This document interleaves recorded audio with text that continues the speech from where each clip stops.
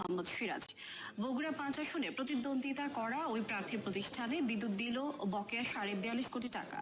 কেন্দ্রীয় ব্যাংক সহ একাধিক সূত্র থেকে এসব তথ্য সংগ্রহ করেছে ৭১।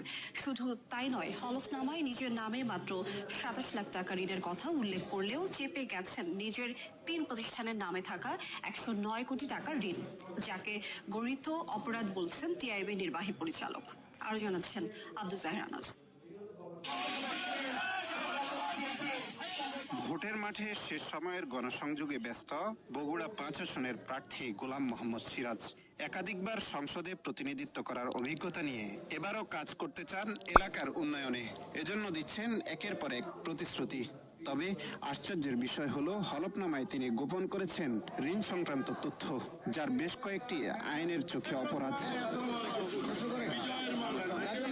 হলফনামায় ঋণ সংক্রান্ত তথ্যের ঘরে তিনি উল্লেখ করেছেন নিজের ২৭ লাখ এবং স্ত্রীর নামে ৪ লাখ টাকার কথা। এড়িয়ে গেছেন অন্য সব তথ্য। কিন্তু কেন্দ্রীয় ব্যাংকের পর্যালোচনা বলছে, গোলাম মোহাম্মদ সিরাজ বিভিন্ন ব্যাংকে খেলাপি হওয়ায় উচ্চ আদালত থেকে নিয়েছেন স্থগিতাদেশ। এর মধ্যে ক্যাব এক্সপ্রেস বিডি লিমিটেডের নামে ২৬ কোটি, ওয়ানটেল কমিউনিকেশন লিমিটেডের নামে ৪৮ কোটি এবং এসআর হাইওয়ে সার্ভিসেসের নামে প্রায় ৩৫ কোটি টাকার ঋণ রয়েছে তার। বর্তমানে ক্যাব এক্সপ্রেস ও ওয়ানটেল কমিউনিকেশনের চেয়ারম্যান তিনি, আর এসআর হাইওয়ে সার্ভিসেসের পরিচালক।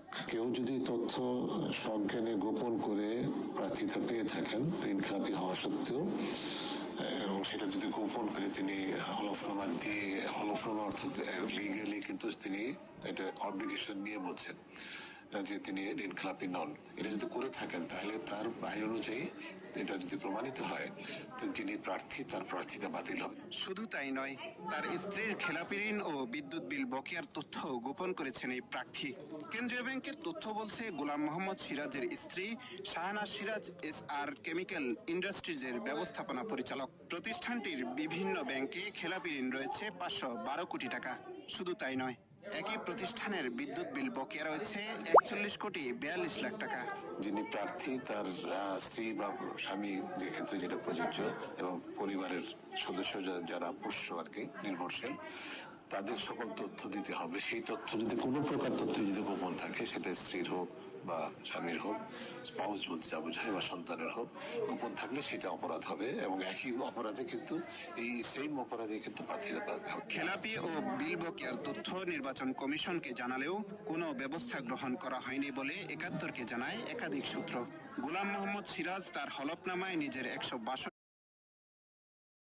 স্ত্রীর নামে থাকা ৫১২ কোটি টাকা খেলাপি ঋণের তথ্য গোপন করে ভোটের মাঠ দাপিয়ে বেড়াচ্ছেন বিএনপির প্রভাবশালী প্রার্থী গোলাম মোহাম্মদ সিরাজ। বগুড়া ৫ আসনে প্রতিদ্বন্দ্বিতা করা ওই প্রার্থী প্রতিষ্ঠানে বিদ্যুৎ বিল ও বকেয়া ৪২.৫ কোটি টাকা। কেন্দ্রীয় ব্যাংক সহ একাধিক সূত্র থেকে এসব তথ্য সংগ্রহ করেছে ৭১। শুধু তাই নয়, হলফনামায় নিজের নামে মাত্র ২৭ লাখ টাকা ঋণের কথা উল্লেখ করে